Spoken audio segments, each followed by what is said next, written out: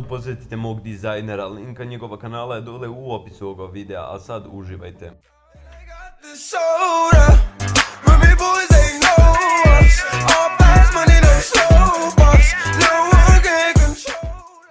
Pozdrav svima ljudi, moje ime Genije, dobrodošli u novi klip i danas radimo novu životnu priču. Danas radimo životnu priču Stefana Obradovića, nadam se da ćete uživati i krećemo.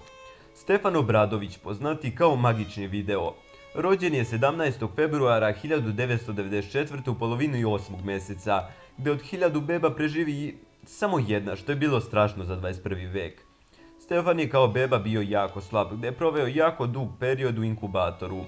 Stefan je kao mali imao jako puno poteškoća, sa hodanjem najviše, ali njegova majka se borila i prohodao je nakon 2 godine. Stefan kao mali bio odbačen od društva, zbog svog izgleda i njegovih velikih naočara koje je nosio. Stefan je živeo sa babom, majkom i ujakom sa kojima i danas živi. Stefan je izjavio da svaki njegov uspjeh zaslužila je njegova majka koja je nažalost preminula pre 2 godine u martu od citroze na jetri. Stefan se posle toga povukao u sebe. Narednih nekoliko mjeseci nije mogao da prihvati činjenicu da njegove majke više nema. On je stalno pokušavao da ostane jak zbog svoje sestre i brata. Stefan je te iste 2015. godine rešio da uspije u svom životu i da ostvari nešto i počeo da se fokusira na jednu stvar, a to je YouTube.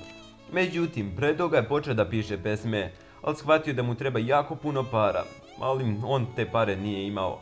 U 2015. godini nadošao je na ideju da pravi top liste, gdje je njegov kanal započeo karijeru. Stefan je shvatio da je postao primećena ličnost, da je nastavio da snima i da se trudi. Stefan je 2016. godine doživeo jako strašno iskustvo zbog kojeg je cijela balkanska YouTube scena pričala. Stefan je 5. juna 2016. godine objavio post da mu je hakovan Facebook nalog i Gmail na kojemu je bio njegov kanal Magični video.